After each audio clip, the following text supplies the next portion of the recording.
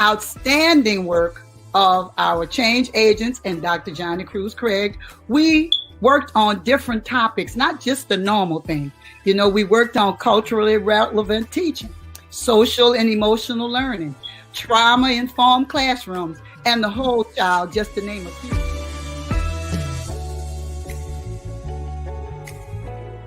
In terms of what you all are doing and what it means to us and what it means to everyone, education is a foundational key. I think it was George Washington Carver that said education is the key to freedom, which is the tie and the link between education and social action.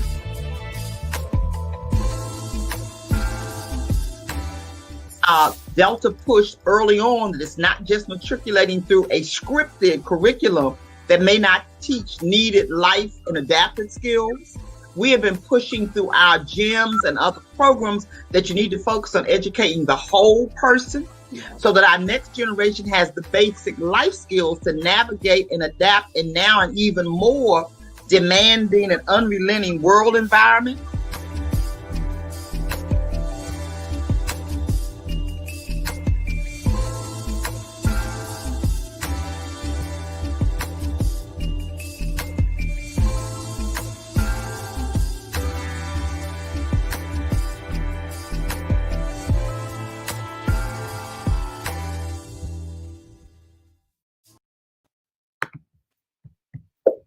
Bring 'em out, bring 'em out, bring 'em out, bring 'em out. It's hard to yell when the barrels.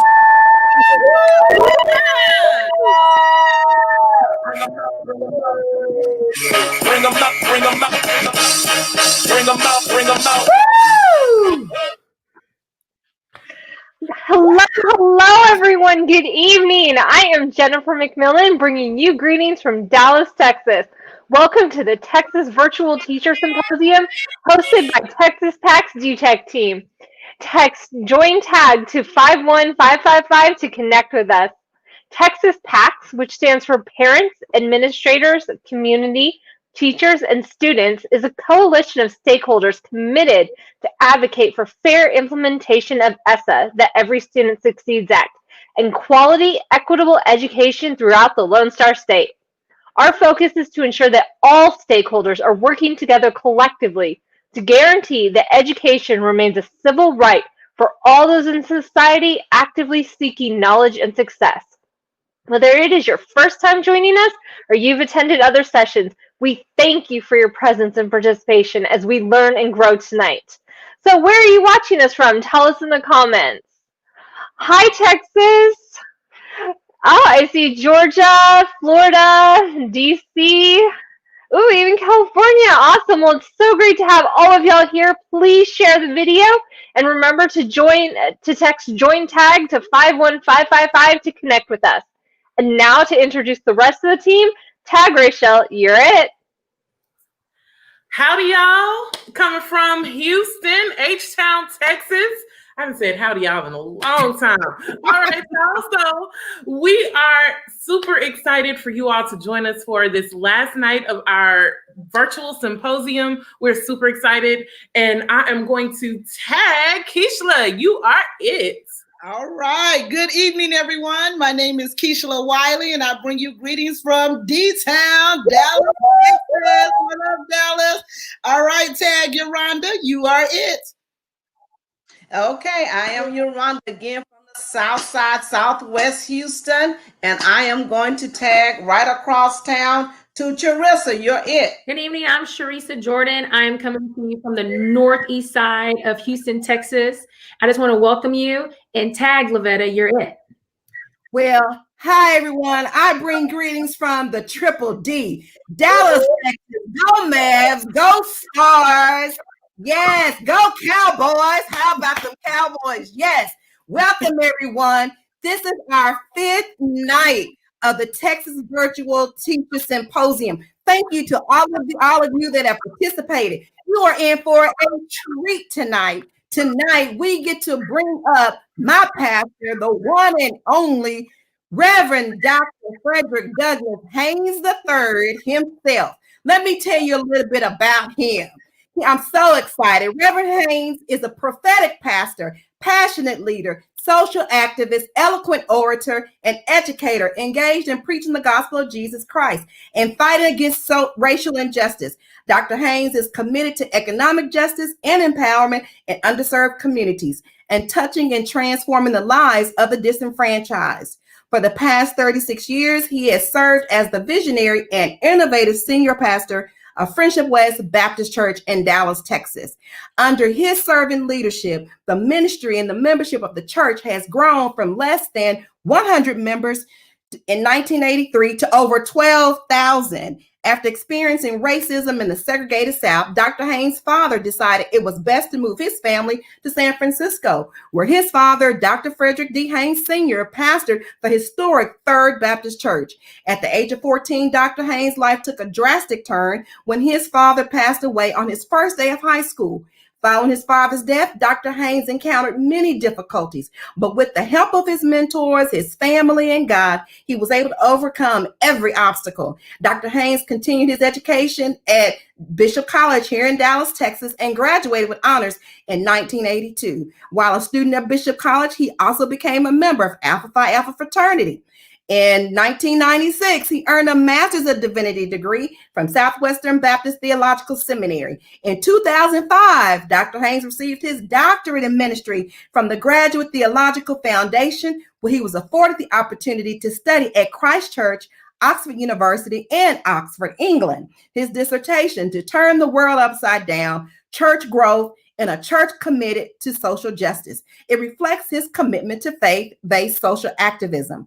A committed community activist, Dr. Haynes has formed alliances and partnerships with local and community leaders within Dallas and beyond to fight social injustice, domestic violence, and poverty. He worked with the Center for Responsible Lending in order to fight economic predators in Texas and across the nation that engage in predatory lending. Under the previous presidential administration, Dr. Haynes was frequently invited to the White House in order to address issues ranging from the state of the economy to voting and civil rights.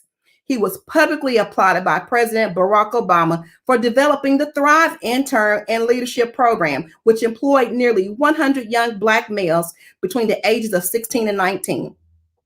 Since its inception, the program has expanded and now employs both young men and women in local businesses and at the church at a pay rate above minimum wage.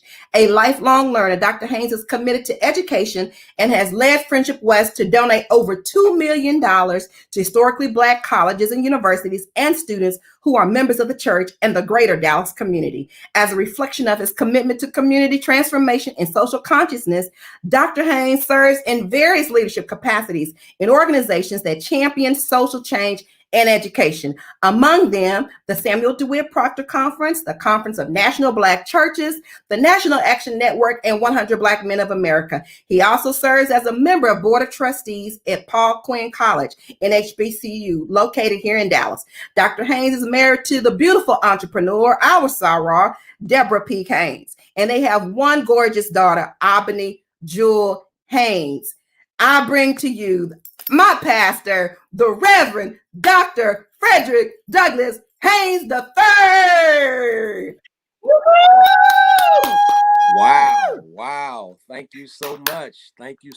Let me express my appreciation to my phenomenal member, Sister Levels. Thank you so much for your gracious, generous, hyperbolic introduction. I was praying that God would forgive you for that because, I mean, you kind of were hyperbolic, and then that God would forgive me because I love the way you were lying about me. So thank you so much for your leadership. Let me salute the amazing women of Delta Sigma Theta sorority. My life has been blessed richly by Deltas. As has been mentioned, I'm married to a Delta. My mama's a Delta.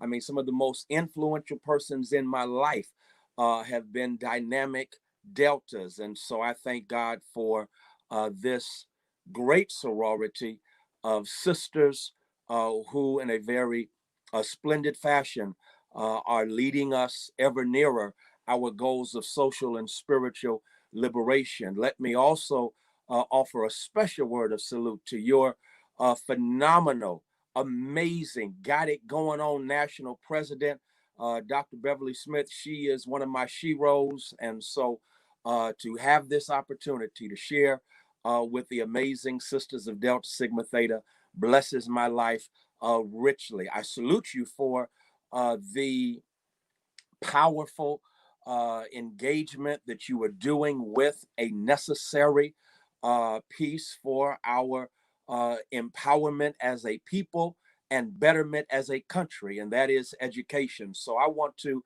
in these few moments, based on what has been shared with me, talk about the flowers are fine. We must fix the environment. The flowers are fine. We must fix the environment. I believe it's Alexander Den Heyer who said that when a flower doesn't bloom, you fix the environment in which it grows, not the flower. I'll do that one more time because Alexander Den Heyer is on to something. He is suggesting that whenever you see a flower not progressing, not blooming, not blossoming, not fulfilling its potential, you don't go off on the flower and cut the flower. Instead, you recognize that evidently there is something about the environment that is precluding the flower from fulfilling its potential. I hope you're getting already that as far as I'm concerned, our children are beautiful flowers that are ready to contribute to the bouquet of the United States of America. But all too often, our children are treated as flowers that need fixing as opposed to addressing the environment that is an enemy to their destiny. You see, America misses out on the potential beauty and fragrance of our children that again adds to the bouquet of democracy because the nation is so busy judging the flower instead of recreating the environment. The school to prison pipeline, I hope you recognize, is a reflection of a toxic environment that is trying to fix flowers as opposed to transforming the environment. Have y'all seen the commercial about the why? And in the commercial, there are these lines. I pass them on to you. In America, the zip code you grow up in can determine your future. It can determine your school, your job, your dreams, your problems. Are you getting that? You see, our flowers may never blossom because the environment of zip code injustice precludes their possibilities. And yet we judge the flower instead of fixing the environment. I'm in Dallas. This is going to blow your mind. 87% of students in the Dallas Independent School District are food insecure. Ain't nothing wrong with the flour. There's something sick about that environment that creates food insecurity. And so lunch and their next meal is at breakfast. That means 140,000 students in the Dallas Independent School District are food insecure. Their flowers may never blossom, not because it's something wrong with the flower, it's because they are hurt by hunger in an environment that is an enemy to their destiny because of child poverty. Do you not know that the majority of white school districts in this country, the United States of America, receive $23 billion more than non-white school district? Hear me. That means $2,226 is spent per student in white school, more per student in white school districts than in non-white school districts. That's according to edbill.org. Again, ain't nothing wrong with the flowers. Our children are ready to blossom, but there's something wrong with the environment that is an enemy to their destiny because of the disparate way we fund public education. In a real sense, our children find themselves having to pass the same test, even though they are giving resources that are less than the resources that are given to white school districts. I'm not even done. Again, there's nothing wrong with the flowers. There's a whole lot wrong with the environment. I'll tell you something else about the environment. I saw a cartoon that blew me away. I pass it on to you right now. The cartoon was so arresting and phenomenal. I had to download it on my mental computer, and now I'm going to oratorically print y'all a copy. Here's the cartoon. The cartoon was about education, and in the cartoon about education, there's a proctor, a teacher, an educator, if you please, that is giving a test to a monkey, an elephant, a tiger, and a fish. And the proctor now passes out the test.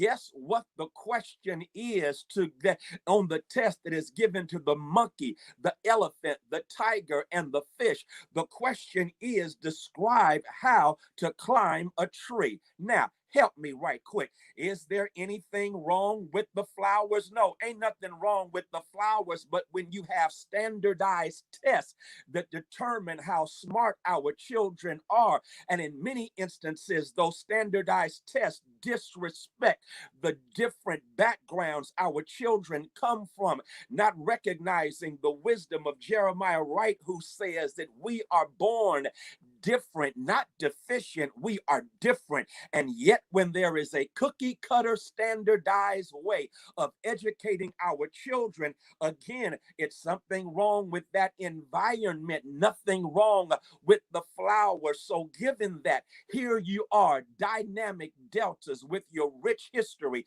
of social justice activism, and now you are applying it to ensuring equity in education. The question becomes, what must the dynamic deltas lead us to do if we are going to attain equity in higher education? I'll give you these three and I'll be done. Number one, we must determine that we are going to systematically attack racism in public education. Listen, racism in public education still aborts aspirations and downsizes the dreams of our children of color. And we must make up our minds that, especially during this age of Breonna Taylor and the age of George Floyd and the age of so many who have lost their lives to police brutality, that America is finally, in some cases, awakening to the reality of racism in what Maya Angelou called these yet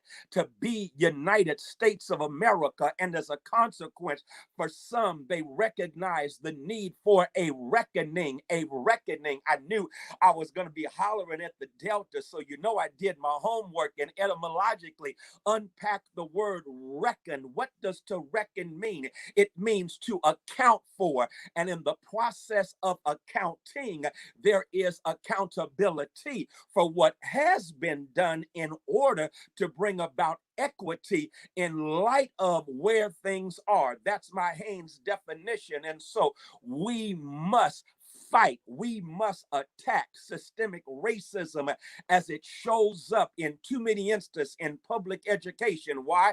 Because again, it's an environment of systematic racism that is attacking the flowers of our children. And so I guess the best way to illustrate this, some of you are aware of this. I know those of you in the Triple D are, and that is there was an ugly, shameful, but powerful metaphor for what our children, flowers, face when they attend many of our public schools. It happened in the Dallas Independent School District last week. The district had to issue an apology. Why? Because a test, don't miss this, had been given at W.T. White High School, and the students were given the responsibility of selecting a contemporary hero. And one of the examples that was given, please hear me well, my dynamic Deltas, was that of Kyle Rittenhouse. Kyle Rittenhouse. I hope you're getting that. Kyle Rittenhouse. Yeah, that Kyle Rittenhouse, that 17-year-old terrorist racist who left Illinois, went up to Wisconsin, and there in Kenosha shot and killed. They say alleged because he hasn't been taken to prison or he hasn't been on trial yet. But the bottom line is he went up there, shot, and allegedly killed two protesters who were peacefully standing for justice, standing for right. And do you know that in the Dallas Independent School District at W.T. White High School, a teacher had the unmitigated gall, to use the language of my beloved mother, to issue a test and have a question that raised the question about a contemporary hero, using Kyle Rittenhouse, that racist terrorist, as an example. Help me now to do a deep dive into the iniquitous incident, because it speaks powerfully of what our children, our flowers are up against when they find themselves in an environment that is toxic with racism. I'm doing a deep dive. I guess the first thing I'll say about that deep dive, that iniquitous incident, is the fact that it speaks of the power of images. Don't miss that. Images are powerful, and images, according to Naeem Akbar, they inform our sense of identity. I'm not coming through. I'll make it real clear. Naeem Akbar, a brilliant African-American psychologist who has taught for many years at Florida State University, shares this powerful illustration. He says that in the animal kingdom, elephants know how to be an elephant because of instinct. Lions act like lions because of instinct. Sharks act like sharks because of instinct. It is instinct that informs identity. But he says when it comes to being a human being, we do not instinctively understand who we are, but it is the images that inform our sense of identity. And so when I see images around me, please don't miss this, images around me that positively reinforce who I am and how I've been created in the image of God. When I see images around me that let me know I am somebody, those images inform my identity. But when the images around me never speak to me, speak to my situation, speak to my color scheme, speak to who I am, created in God's image, and all I see are heroic images of folk that don't look like me, I begin to develop in my emotional and mental skies clouds of inferiority and low self-esteem. Why? Because those images are informing my identity and saying I am less than and not equal to, and as a consequence, I find myself being imprisoned by insecurity. I'm trying not to preach, but I'm dropping some good bombs on y'all, because understand what that so-called educator did was basically reveal that she was giving in that test the tip of her educational iceberg. If Kyle Rittenhouse is a hero to that particular educator, then imagine what the students at W.T. White are getting every single day when they are attending school.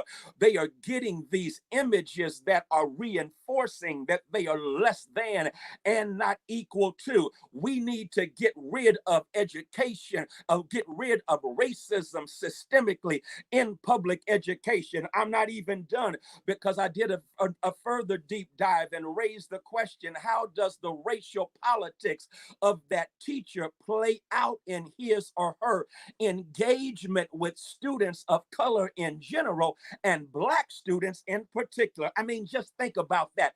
If for that teacher, Kyle Rittenhouse is a hero, can you imagine how that teacher must interface and interact with our children of color in general and Black kids in particular? That teacher is approaching them from a posture of racism, and it plays out in how that teacher engages with them. I'm not even done, because I'll simply say, sadly, the content of our textbooks and the images our children see must be changed so that the lie of America gives way to a liberating truth. We know about that lie here in Texas, because in Texas, they literally took out of textbooks anything that was ugly about slavery, and even tried to remix slavery as something that was not the most evil expression of enslavement in the history of humanity, and the consequential traumatic cellular passages that go from generation to generation because of the evil enslavement we experience in these disunited states of America. I'm trying to simply say we've got to deal with systematic racism in public education.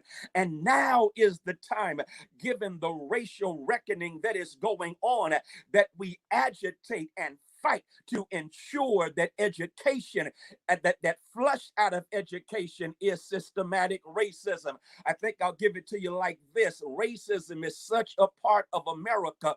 Beyonce, the Queen Bee, put it like this, that if you critique racism, automatically you're critiquing America. I'll make it real plain, because a lot of folk are trying to act dumb right now and say, well, I'm not racist, I love everybody. No, we're not talking about being mean to people. We are talking about a system that informs, a system that determines outcomes. I'll give it to you like this. Do you not know it was discovered? This is a scientific fact, that hand-activated faucets, when you go to the airport, when you see a hand-activated faucet, they operate on light as opposed to motion. So we think if we put our hand under the faucet and move it, that is going to result in the water flowing. Nuh-uh.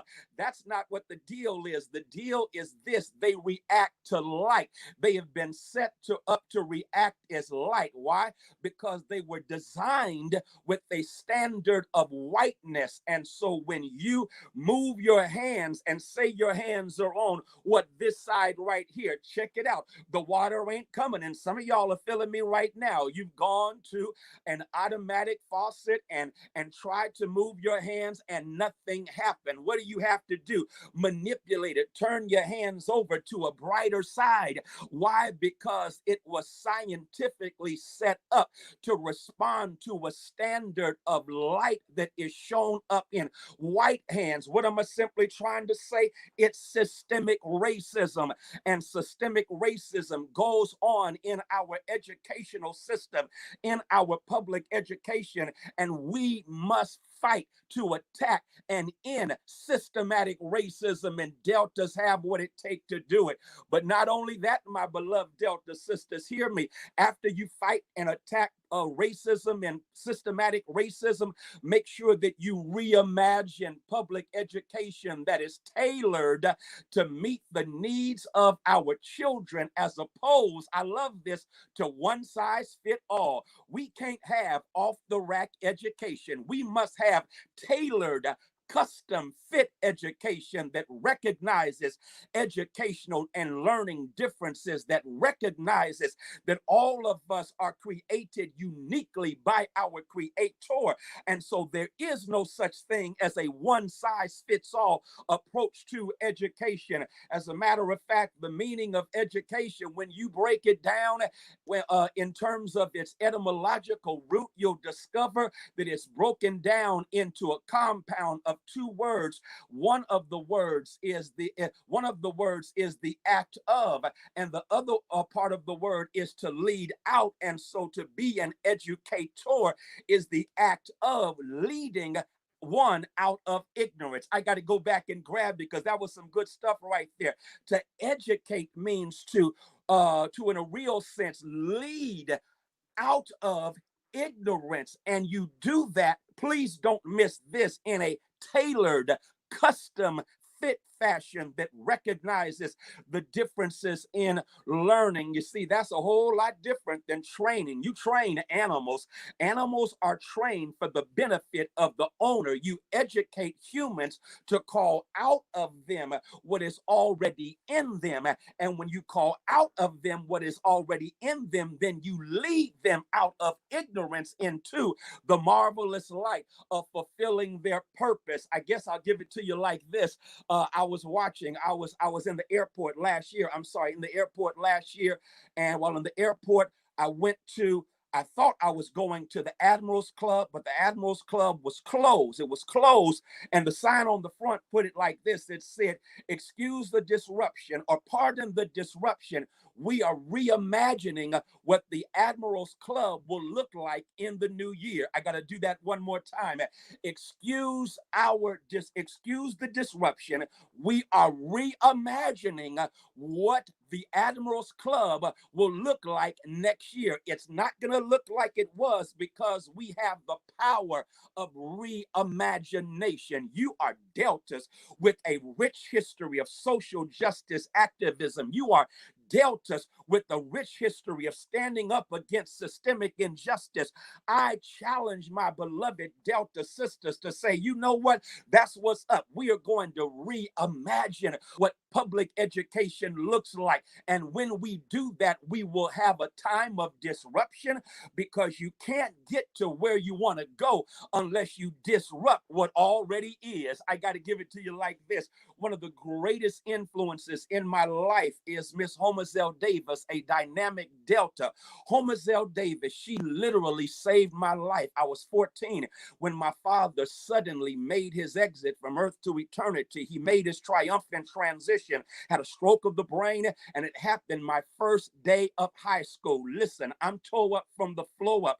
Can't believe I'm going to be able to get back up. I even tried to take my life. I did not want to live. My father was my hero. And my first day of high school, I went to school. And after going to school, my father, of course, passes away later that day. And then, my beloved Delta sisters, here's what happened. The day after the funeral, I go back to school for the first time since he had passed. And in the first class I have to take, it's an English composition class. At that moment, the teacher, her name is Miss Anderson, she wants us to write an essay.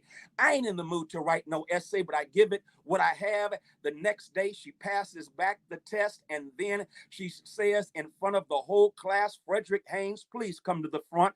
I walked up to the front. In front of the whole class, she says, "I'm sorry, but you do not have the skills for writing at the 10th grade level. I'm going to send you to a remedial class." I'm embarrassed. Listen, that's embarrassment on top of sorrow and grief. That's insult to an injured heart of a young Black boy who is already messed up because his dad has suddenly passed. Listen, here's what happened. I exit that class and I'm hurt. I'm broken. And I decide I'm done. I'm not going to go to school. I'm going to drop out right now. I head toward the exit. On my way to the exit, I hear my name called by Miss Homazel Davis. She says, Frederick Haynes, where are you going? I turn around and Miss Davis says to me, where are you going? You're supposed to be in class. I said, Miss Davis, here. Miss Anderson just told me I don't have the academic skills to write at the 10th grade level. My dad is dead. I don't even feel like being in school. She says, Frederick, I don't care what you feel like. Right now, you're coming with me because you are going to succeed. And it's not that you can't write. She can't teach. So you come and follow me. And y'all, I followed Miss Davis. Miss Davis then said, I'm going to put you in a class with a teacher who can teach and who respects what you have been through. And once I do that, I just need you to understand Miss Davis is going to be watching out for you because you're destined to be a great leader amongst our people. You were destined. As a matter of fact, I predict you're going to be the first African American to be the valedictorian here at Abraham Lincoln High School. I'm tripping because I just received a D-, a paper marked in red by Miss Anderson, but Miss Davis is telling me I'm going to be a great leader. I'm going to be the valedictorian of my class, the first Black one at that. And then I said, Miss Davis, but Miss Anderson said I can't write. Miss Davis said, are you going to listen to Miss Anderson who can't teach or Miss Davis who believes in you? And y'all, I walked out of that office and I might as well tell you, from that day forward, I began to walk like a valedictorian. I sat up in class like a valedictorian. I studied like a valedictorian. I wrote papers like a valedictorian. And I might as well tell you, on June 15th, 1978, I led my class down the aisle of the auditorium as the valedictorian of Abraham Lincoln High School. I'm not even done because the real shout is as I'm walking down that center aisle, the faculty is on the left and they are seated in alphabetical order. Miss Anderson is on the very end right there. And I had to walk by Miss Anderson as the valedictorian. I looked at that white teacher and I said, not bad for a brother who can't write. In the words of Kool Moe Dee, how do you like me now? I'm simply trying to say, Miss Davis, help me to reimagine what I could be. If that Delta could do that, is there a Delta listening to me who is going to dare to reimagine what public education can look like? Because when you dare to reimagine, you may disrupt what is in order to get to a better destiny of what should be. I've held you wonderful Deltas too long. Can I give you just one more piece? I promise you I'm done. Deltas, this last one is a salute to your history, and that is fight for our future by engaging and demanding equity in education, even if you have to challenge the system. Is that not how Delta Sigma Theta was born back at the beginning of the last century? You decided it's not enough just to look good. You wanted to do some good and end bad and stand for women's suffrage. You did that because that's in your DNA as dynamic Deltas. And so I'm simply saying we got to challenge the system and change the system because the system is aborting the possibilities of our children. We've got to change this system because the system is what's wrong. It ain't the flowers. The flowers are ready to blossom. It's the environment that is aborting the possibilities of our flowers. I close with this. I believe it's attorney Barbara Arnwine, brilliant attorney. I think y'all know her. She told of a man who was at a river, and when he was at this river fishing, all of a sudden, according to attorney Barbara Arnwine, he looks up and a baby, don't miss this, is floating downstream. He jumps in the river and retrieves the baby and gets the baby safely to not just shore, but to the hospital, and comes back to fish. And this time, 2 babies are floating downstream. And according to Attorney Arnwine, he's tripping, but he rescues both of the babies and gets them secure and makes sure that they are safe. And then he comes back to fish. This time, 3 babies have been thrown into the river. He retrieves all 3, but he's worn out now. And finally, he makes up his mind. You know what? There's something wrong upstream. I'm going to go upstream and stop whoever is throwing these babies in the river, but I've got to go upstream. It's not enough to rescue them when they are downstream. I'm going upstream because upstream is where the problem is. I'm done, dynamic deltas. Here is my challenge. If we're going to attain equity, somebody has to say it's a good thing that we're rescuing our children. Keep on doing that. But somebody else has to go upstream, because upstream is where injustice is. Upstream is where inequity is. Upstream is where there is disparate funding in public education. Upstream is where we have racism in a systemic fashion that is being espoused by teachers. Upstream, we've got to go upstream because upstream is where the injustice is. And so that's my word to everyone right now. The flowers are fine.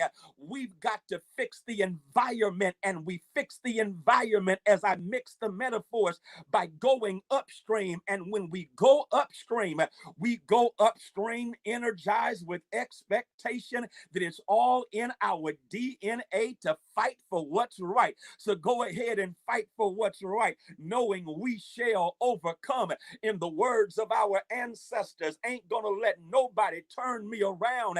In the words, since y'all not getting the ancestors, let me go with Kendrick Lamar. All's my life I had to fight, but if God's got us, we gonna be all right. Deltas, we gonna be all right because God has got us. We gonna be all right because mine eyes have seen the glory of the coming of the Lord. Glory, hallelujah. God's truth is marching on. I tell you, the flowers, they fine. It's the environment that we must fix. God bless you. Woo! Pastor. Oh my goodness. We knew that you were going to challenge us, but my goodness, you went beyond just a challenge.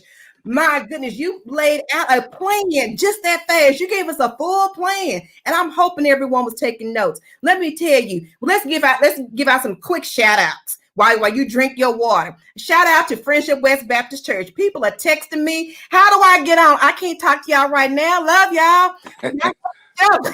Help each other right now. So shout out to Friendship West Baptist Church. Shout out to all of the organizations, the entire Divine Nine. I see you, Dr. Taylor. I see you, Don Miller, elected school board members, all the elected officials. Tiffany Clark. I see Tiffany you. Clark. That's Tiffany our Clark member. is here. That's our church member. We got to get her back in.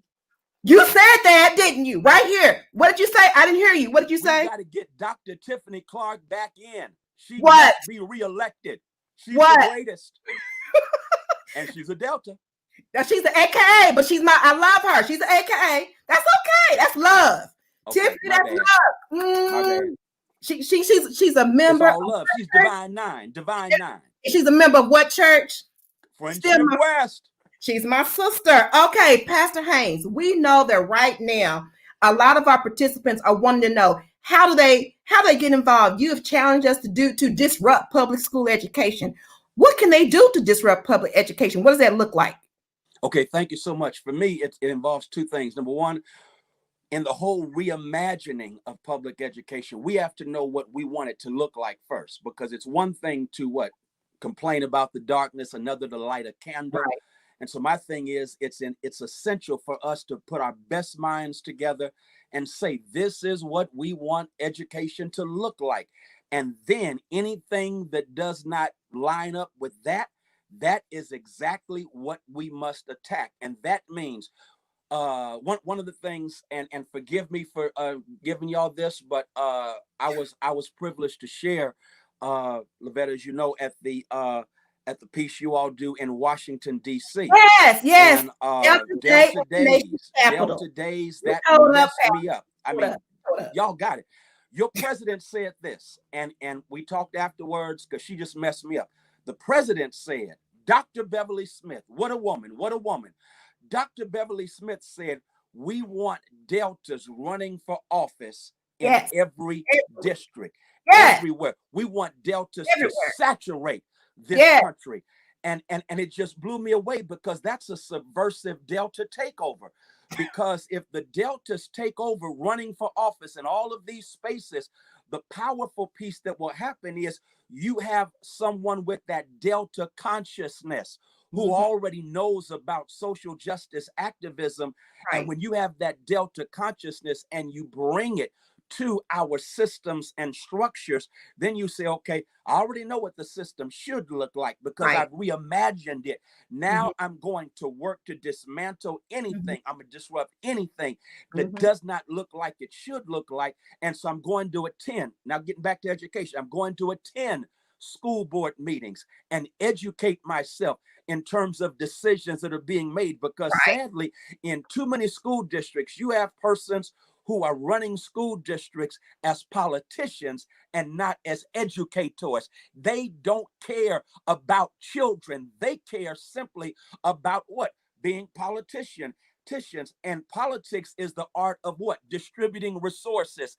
And so you have contracts and all kind of stuff that ain't got nothing to do with the education of our children. That kind of stuff has to get disrupted.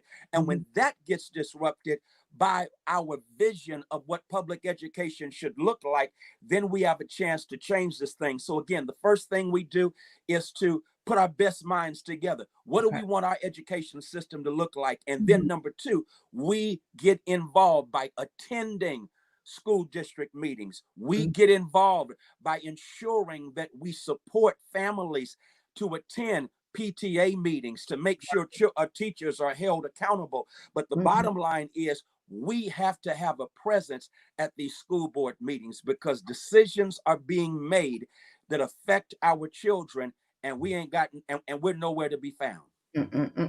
Okay, I heard a startling statement today. It said that generation X and Z will be the first generation that they are predicted not to outlive their own parents. Wow. And so we know that I'm not going to receive that, but that's what was stated today. And so we know that's a difficult age group to get engaged. And you've had a great level of success with that. So share with us as public school educators and those of us that are dealing with that age group and trying to get them engaged in school and in the community and social justice. How do we engage them? Right. Thank you. I think it's important for us to connect, to patiently connect the dots. Because the unfortunate thing is, I grew up in a time, well, the fortunate for me, but unfortunate now, I grew up at a time where I had to take as not an elective, but as a requirement, civics. I had to take government. And unfortunately, in most school districts today, you can literally graduate from high school and not know how the government works, not know how civic education works. And so with that being the case, you have generations now that have gone through a public education and they don't know how this thing works. I never will forget, Sister Levels, when I was teaching at Paul Quinn, this young cat, challenged me and said, this is in 2016. And he said, listen, Pastor, I'm not going to vote because the Electoral College determines everything. I said, well, how does the Electoral College work? And he didn't know. And so I said, so you're in college and you don't know how the Electoral College works. And but you're saying you're not going to vote based on what? And he told me what he had learned online, because of course, everything on the internet is true. Right. And so I spent that whole semester literally incorporating civics education and government to make sure that he understood how this process works. And I just want to say that, thankfully, by the end of the semester, he said, okay, Pastor, you got me. I see how this works. I'm going to vote in the election. I'm so glad he did. But it just hit me how many like him have reached that conclusion. I'm talking to kids right now, Sister Levels. I mean, and they're in that generation. And they're talking about not voting.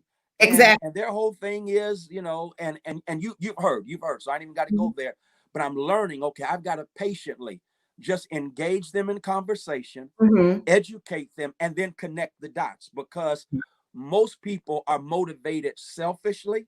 And if we connect the dots and show how, for example, with the death of the notorious RBG, Ruth Bader Ginsburg, what that may do. I had a conversation the other day about, I guess it was Monday. Yeah, it was Monday.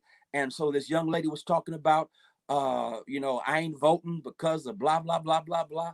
And so I said, what do you think about Ruth Bader Ginsburg? Well, I love Ruth Bader Ginsburg. She's the notorious RBG. I said, well, guess how Ruth Bader Ginsburg became a Supreme Court justice, and in the process made sure you had certain rights that you get to enjoy right now. She got appointed, nominated by a president, and then President Clinton, after nominating her, had to put her through a process that the U.S. Senate had to basically vet her, for lack of better terminology, in order for her to become the Supreme Court justice. So there is no Ruth Bader Ginsburg on the Supreme Court unless somebody votes Clinton in as opposed to George Bush, and unless the United States Senate, elected by us, has the sense to make sure that she gets in. And so all of a sudden she says, oh, it's like that. I said, yeah, it's like that. And so we have to patiently educate that generation and just understand a whole lot of them did not get access to civics and government education. Okay, two more questions. You spoke of your mentor, Dr. Jeremiah Wright, and we here at DTEC, we always push that mentoring is important. Tell us, I know, and Pastor, I know you're tired because every time something happens, they pulling on you to speak. They want you on this panel. Who are you mentoring? Who are some upcoming social justice giants that we can kind of support and get behind? Oh my God, there's some awesome ones all over the country. They call me their mentor, and so I'm just really honored. But on the East Coast, there's this bad young cat named Willie Francois, just brilliant. And I mean, he's got it. He understands it. Right here in Dallas, young cat named Jamie Calasar, pastors a Seventh-day Adventist church, City Temple, I believe it is. And again, he gets it. And he's in the Seventh-day Adventists, which aren't always, you know, socially active, but he has been so, you know, blessed by the ministry. He says, listen, this is what I want to do. Edwin Robinson, another activist preacher who is trying to, you know, just connect the dots for all of us. And Marcus King, pastors in DeSoto. Marcus King, shout out Pastor King, gifted brother, calls me his mentor. And so I'm really blessed in that, just as God put, you know, Homezel Davis and Jeremiah Wright and Manuel Scott in my life, I feel the obligation to turn around and give that same kind of direction, hope, and guidance to others. Okay, Pastor, we could talk forever, but our last question, you know, there's an elephant in the room. Besides the one around my neck and all my elephants back here, there is an elephant in the room. The elephant in the room is this recent announcement around not so much of a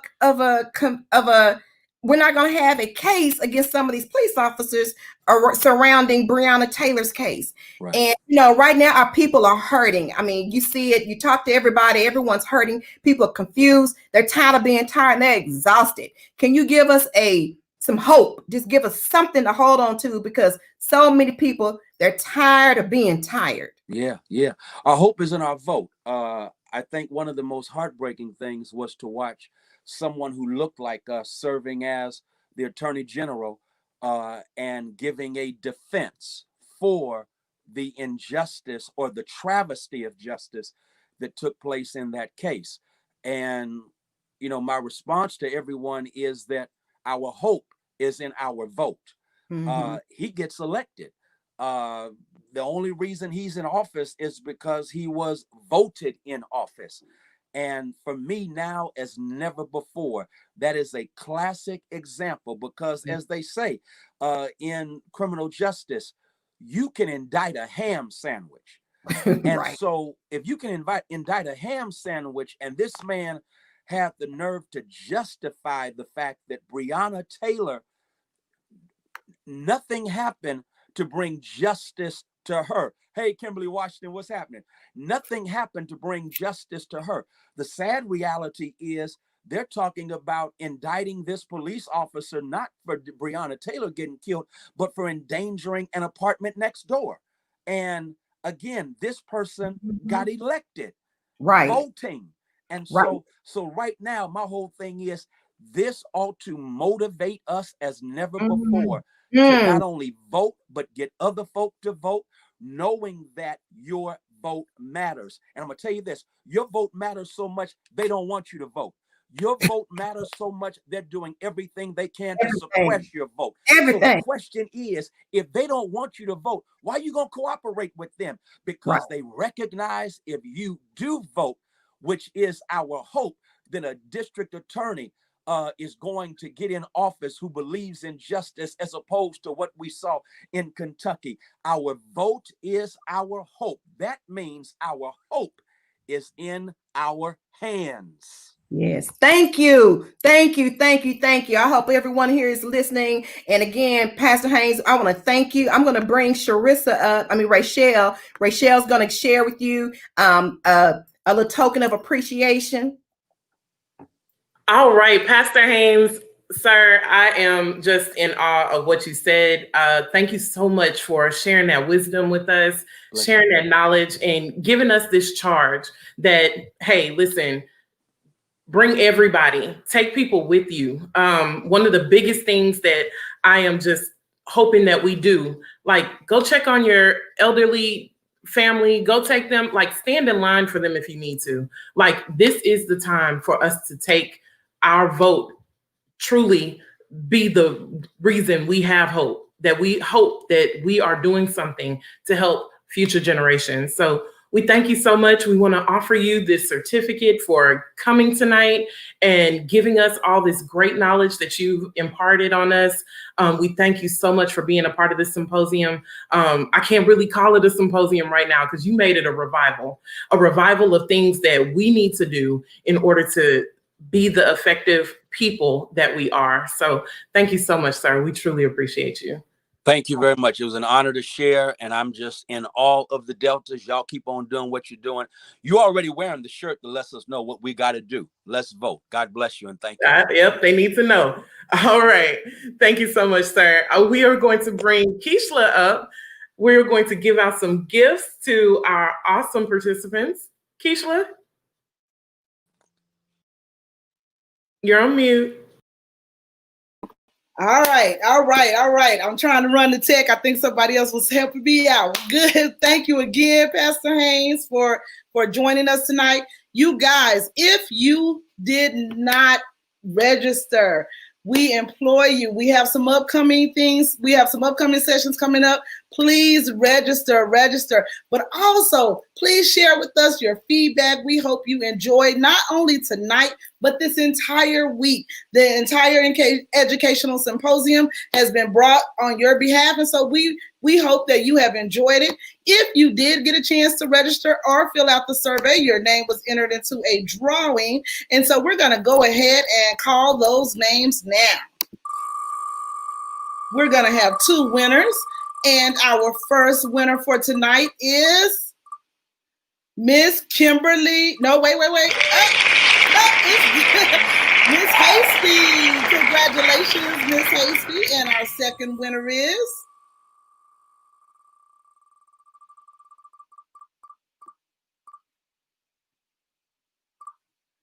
one of my former colleagues, Mr. Michael Bland. Congratulations, Miss Hasty, and congratulations, Mr. Bland. All right, at this time, we're going to have a word from Charissa to thank our sponsors. Good evening. We would like to give a huge shout out to all of our sponsors who made this happen tonight. So we would like to give a shout out to Kappa Alpha Psi Fraternity Incorporated, the Houston Alumni Chapter, to the Suburban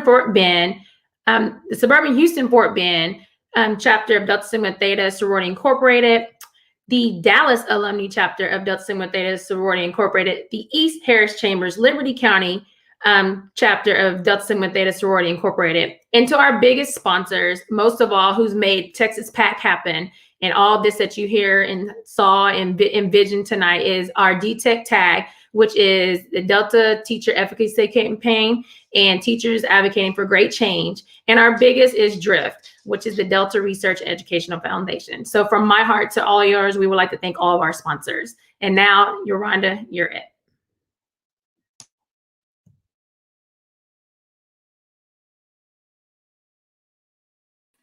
You're muted, Yolanda. Okay. Now I'm like Keisha. Okay. Again, save the date for October 8th. We will be back for the post-symposium where we take it just a little bit higher as we deal with higher ed. We will address equity and advocacy. How is the higher ed preparing our student teachers to be efficacious, to be effective and efficient in this virtual world with the new teaching that has come about? We will have speakers dynamic in their own right. Dr. Lillian Post, who is the professor at Texas Southern University in the School of Education, and Dr. Lisa Thompson, associate professor of educational leadership at Texas Prairie View A&M University. You do not want to miss these two women. Again, they are dynamic in their own right. So we're going to address higher ed and equity and advocacy at the higher ed level. We will see you back on October 8th. And I am going to tag Lavetta, you're it. Good evening, everyone. I'm going to bring the whole team back. Everybody, let us all come back. Everyone, Keisha, you're bringing us back. I'm going to stop. Okay, who's missing? Jennifer, I'll stop. This is our last night. You just don't know what this has meant for us. We have given you 5 nights of the highest quality professional development. You couldn't get this anywhere else. We want to thank all of our speakers. Let's begin on Sunday night with Carolyn E. Lewis, president of DREF. We're going to thank Dr. Johnny C. Craig, our national project director. Woo-hoo! Monday night, Dr. Lynn Jennings with the Education Trust, with that phenomenal data she provided us. Tuesday night with Nakia Douglas. Woo! And last night, we had the phenomenal, the beautiful Miss Aisha Davis, the member of State Board of Education, and the fantastic and fabulous Miss Paula Patterson, Deputy Superintendent of Academics in Sheldon ISD. But on then tonight, we had the one, the only Reverend Dr. Frederick Douglass Haynes III, who challenged us to get engaged. He challenged us to disrupt public school education. And not only that, he shared with us how that can be done. So all of you, all of our participants across the globe, we had someone from Saudi Arabia, someone from Germany watching, wherever you are, you have a role in this change. You have a role in equity. Take this challenge and let's move forward. Again, we will come back in October with our higher ed post symposium. We're excited. We thank all of you. Please complete the survey. And we're going to say good night.